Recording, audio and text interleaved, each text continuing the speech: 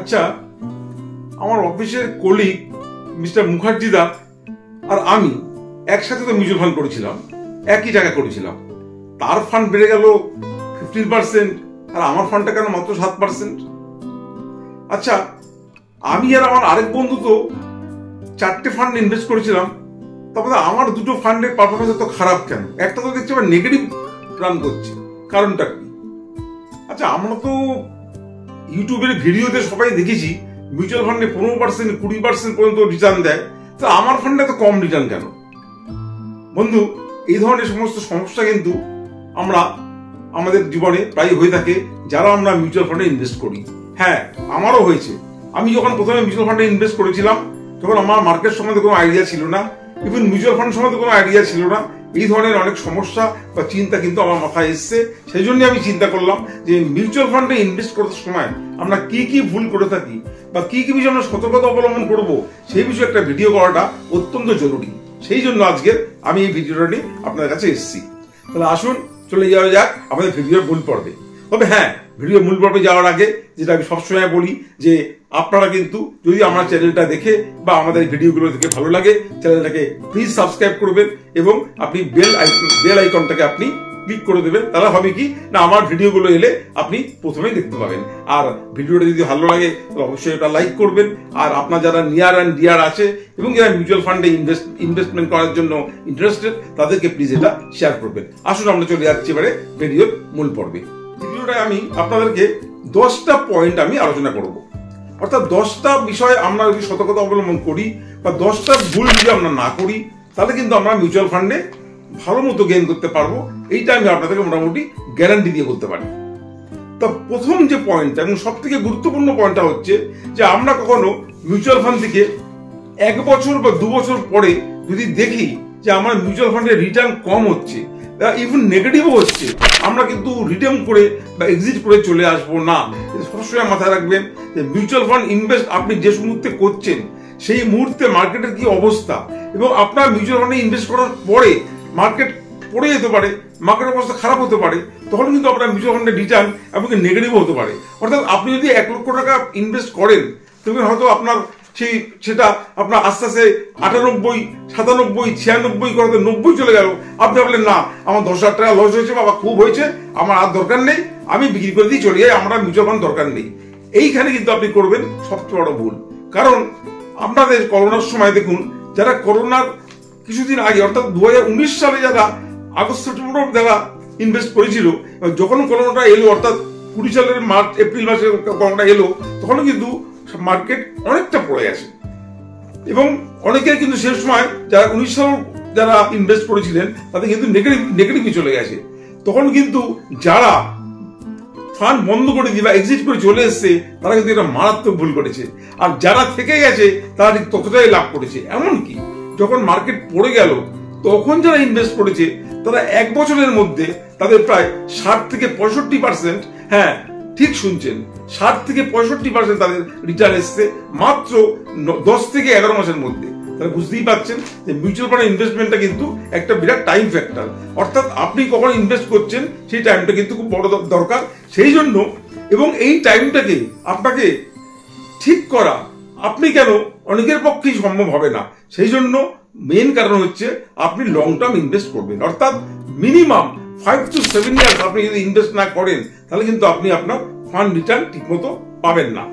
তারপরে যেটা next point আসছে, আমরা যখন মিউচুয়াল ফান্ডে ইনভেস্ট করবো, আমরা যদি কারো কাছে সাজেশন না নিই বা আমরা যদি কাউকে জিজ্ঞাসা না করি তাহলে কি হবে, বা আমি যদি নিজে এটাকে নিয়ে চর্চা না করি তাহলে আমরা করবো কি, আমরা গুগলে যাবো, সার্চ করবো যে কোনটা সব থেকে বেশি রিটার্ন দিচ্ছে, ব্যাস আমরা গিয়ে সেই ফান্ডে আমরা ইনভেস্ট করে দেবো। এইখানে হবে কিন্তু আরেকটা ভুল। একটা জিনিস জেনে রাখবেন যে past performance is not the indicator of the future performance. অর্থাৎ পাস্টে একটা ফান্ড যদি ভালো পারফর্ম করে সেটা যে ভবিষ্যতে ভালো পারফর্ম করবে এর কিন্তু কোনো গ্যারান্টি নেই। এর জন্য অনেক রকমের ডেটা আছে, সেই সেই ডেটাগুলোকে আমাদের ভেরিফাই করতে হবে, সেই ডেটাগুলোকে আমাদের আলোচনা করতে হবে, পড়াশোনা করতে হবে, করে আমরা একটা ফান্ডে ইনভেস্ট করব। কারণ এটা আপনার কষ্টার্জিত পয়সা, আপনি এটাকে রাখছেন আপনি ব্যাংক ইন্টারেস্ট থেকে একটু বেশি পাওয়ার জন্য, একটু বেশি লাভের জন্য। সেই সবসময় আপনাকে কিন্তু চিন্তা ভাবনা করে আপনার এই টাকাটাকে ইনভেস্ট করতে হবে। অর্থাৎ আমরা কখনো পাস পারফরমেন্স দিয়ে করবো না। তার প্রকৃষ্ট উদাহরণ হচ্ছে একটি মিউচুয়াল ফান্ড, যেমন অ্যাক্সিস মিউচুয়াল ফান্ড, যেটা ছিল ফান্ডের মধ্যে সব থেকে 28টা কি 29টা ব্লু চিপ ফান্ড ছিল, তখন 1 নম্বরে ছিল সেইটা।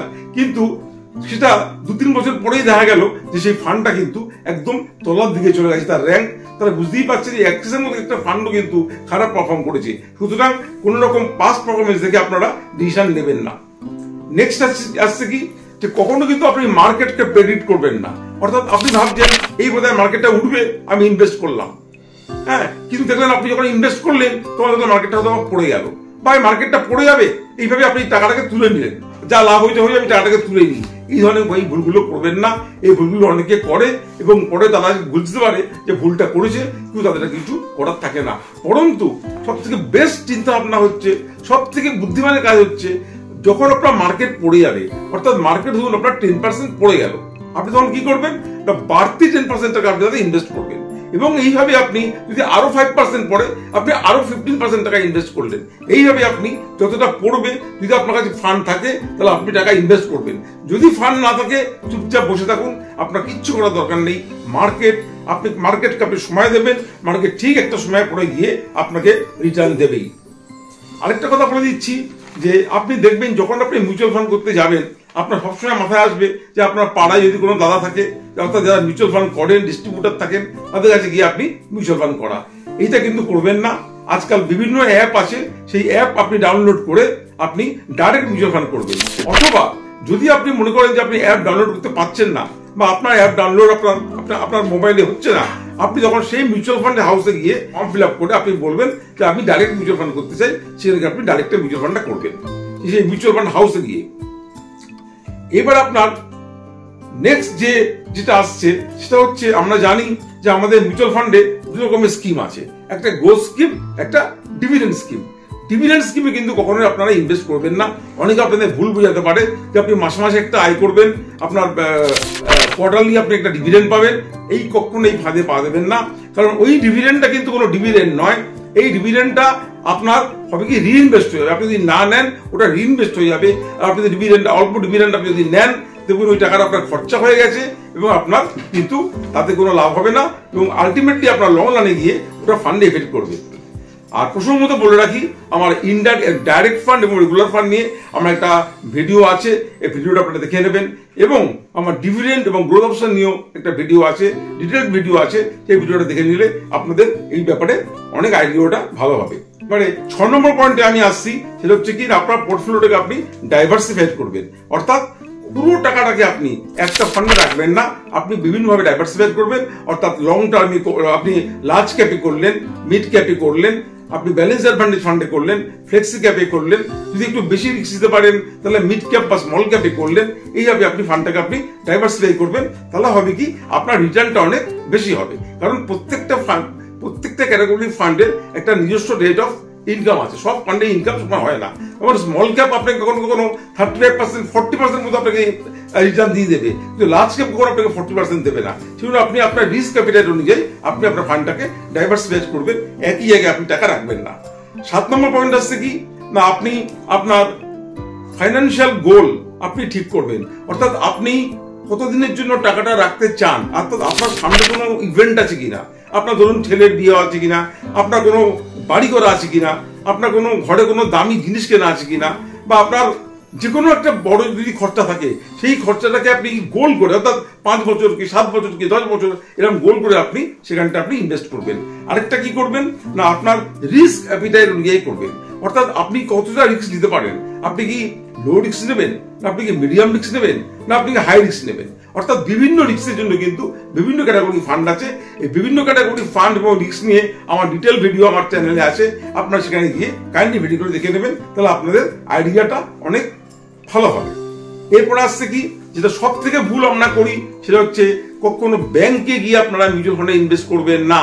বারবার কথা বলে দিচ্ছি, ব্যাংকে গিয়ে মিউচুয়াল ফান্ড ইনভেস্ট করবেন না।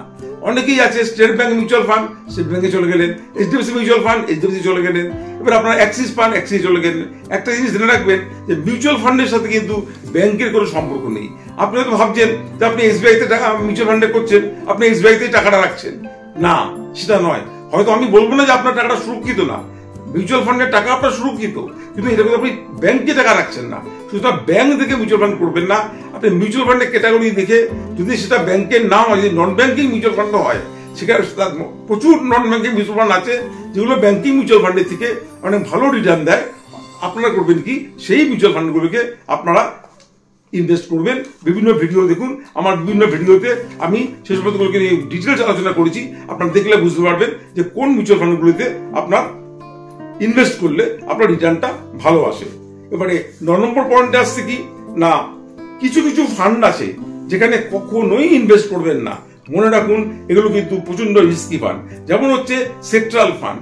সেক্টরাল ফান্ডে কিন্তু ইনভেস্ট করবেন না, কারণ দেখুন সেক্টর ফান্ডে ইনভেস্ট করতে গেলে আপনাকে শেয়ার বাজার সম্বন্ধে আপনাকে লেটেস্ট নলেজ রাখতে হবে এবং প্রতিদিন আপনাকে শেয়ার মার্কেট সম্বন্ধে আপনাকে ওয়াকিবহাল হতে হবে। যারা শেয়ার মার্কেট বোঝেন না বা শেয়ার মার্কেটের নলেজ বিশেষ নেই, তারা সেক্টরাল ফান্ডে করবেন না। যেমন ধরুন, আমি একটা ছোট্ট উদাহরণ দিচ্ছি। সেক্টরাল ফান্ড বলতে কি বোঝায় না, ব্যাংক ইন্ডেক্সের ফান্ড, বা ধরুন টেকনোলজি ইন্ডেক্সের ফান্ড, বা ধরুন আপনার কমিউনিটি ইন্ডেক্সের ফান্ড, এরকম বিভিন্ন ফান্ড আছে। হ্যাঁ, যেগুলো sectoral fund, community sector, bank sector, IT sector, সেসব ফান্ডে ইনভেস্ট করতে গেলে আপনার নলেজ দরকার। কারণ এই ফান্ডগুলো যখন বাড়বে আপনার চচ্চর করে প্রচুর বেড়ে যাবে, যখন পড়বে তখন কিন্তু সেইভাবেই পড়বে। অর্থাৎ আপনার যদি নলেজ না থাকে, আপনি সেখান থেকে এক্সিট করে বেরিয়ে আসতে পারবেন না। যেমন ধরুন টেকনোলজি ফান্ড, আমি একটা উদাহরণ নিয়ে বলছি। এখন সামনে যা দিন আসছে, আমার মনে হয় যে টেকনোলজি ফান্ডটা একটা ভালো রিটার্ন দিতে পারে। কিছুটা দিয়েও দিয়েছে, আর আরো ফান্ডগুলো দিতে পারে। কিন্তু আপনি এখানে ইনভেস্ট করলেন, কিন্তু একটা জায়গায় গিয়ে যখন এটা বাড়বে, তারপর যখন যেখান থেকে পড়বে আপনি তো বুঝতে পারবেন না, কারণ আপনার মার্কেট সম্বন্ধে নলেজ নেই। সেই জন্য সেক্টরাল ফান্ডে ইনভেস্ট করবেন না। আর কি না, হাইব্রিড ফান্ডে, ডেট ফান্ডে এবং ফান্ডস অফ ফান্ড ফান্ডে, এই তিনটি ফান্ড মনে রাখুন। হাইব্রিড ফান্ড, ডেট ফান্ড এবং ফান্ডস অফ ফান্ড, এইগুলোতে ইনভেস্ট করবেন না, কারণ এগুলোতে ইনভেস্ট করলে আপনার রিটার্ন অনেক কম আসে। লং টার্মে আপনার রিটার্ন অনেক কম আসে। আপনি যদি লং টার্ম ইনভেস্টর হন, তাহলে এগুলোতে ইনভেস্ট করার কোনো দরকার নেই, কারণ অন্যান্য ফান্ডে ইনভেস্ট করলে, ইকুইটি বেস ফান্ডে ইনভেস্ট করলে আপনার রিটার্ন কিন্তু অনেক ভালো আসবে। এবার আপনার last but not the least, এটা খুবই ইম্পর্টেন্ট পয়েন্ট। এটা মনে রাখবেন যে আপনার সমস্ত টাকা আপনি একবার ইনভেস্ট করবেন না। আরেকটা কি করবেন না, আপনার এমন কোনো টাকা ইনভেস্ট করবেন না যেটা আপনার সামনে আপনার কাজে লাগবে। অর্থাৎ 2 থেকে 3 বছরের মধ্যে কি 4 বছরের মধ্যে আপনার টাকাটা তুলে নিতে হবে, এই ধরনের কোনো ফান্ডে প্লিজ ইনভেস্ট করবেন না। অন্ততপক্ষে যে টাকাটা আপনি 5 থেকে 7 বছর রাখতে পারেন, সেটা ইনভেস্ট করবেন। আর বাকি টাকা আপনি ব্যাংকে বা অন্যান্য যেগুলো আপনার সেফ ইনভেস্টমেন্ট আছে, যেখানে আপনার টাকা কোনো রকম রিস্কের ব্যাপার নেই, সেখানে আপনি ইনভেস্ট করবেন। কারণ এখানে যে টাকা রেখে আপনি যদি ভাবেন যে না আমি রাখি, একটু যদি বেশি হবে টাকা তুলে নেবো, সেটা পারবেন না। কারণ আপনি যখন রাখলেন, তারপর আপনার টাকাটা কমও হতে পারে বা পড়েও যেতে পারে। সেই জন্য কখনো আপনি ওইভাবে আপনি যে টাকাটা আপনি তুলে নিতে হবে, সেটা আপনি করবেন না। এবারে আমি আপনাদেরকে আশা করি 10টা পয়েন্ট বোঝাতে পেরেছি। এবার আমি আসছি একটা কনক্লুশনে। কনক্লুশনটা কি না, প্রথমেই আমি বলছি যে আমরা রাখবো লং টার্মে। আমাদের একটা 2 নম্বর হচ্ছে আমাদের একটা গোল ঠিক করতে হবে। 3 নম্বর হচ্ছে আমরা রিস্ক অ্যাপিটাইট অনুযায়ী রাখবো। আর 4 নম্বর একটা মোস্ট ইম্পর্টেন্ট পয়েন্ট হচ্ছে আমাদেরকে ধৈর্যশীল হতে হবে, ধৈর্য রাখতে হবে, অর্থাৎ আমাদেরকে পেশেন্স রাখতে হবে। কারণ কি না, ফান্ডে ইনভেস্ট করার পরে অনেক সময় আপনার নেগেটিভও হতে পারে এবং আপনার টাকা কমেও যেতে পারে। এই সময় দিয়ে ঘাবড়াবেন না, আপনি টাকা রেখে দিন। আপনি 5 বছর 7 বছরের মধ্যে যে ধরনের ফান্ডে আমরা ভিডিওতে যে ধরনের রিটার্ন বলছি, আপনি তার কাছাকাছি রিটার্ন পাবেন। আপনি শিওর থাকুন, শুধু লং টার্ম ইনভেস্টর হন। আশা করি আপনাদের আমি কিছুটা বোঝাতে পেরেছি যে আমাদের মিউচুয়াল ফান্ডে আমরা কি ধরনের মিস্টেক করি। এই মিস্টেকগুলো করবেন না। এই মিস্টেকগুলো না করলে আপনার কিন্তু যথেষ্ট ভালো রিটার্ন হবে এবং আপনি যথেষ্ট ভালো প্রফিট করবেন। আজকে আর ভিডিও দীর্ঘায়িত করবো না। আপনারা সবাই ভালো থাকবেন, সুস্থ থাকবেন। নমস্কার।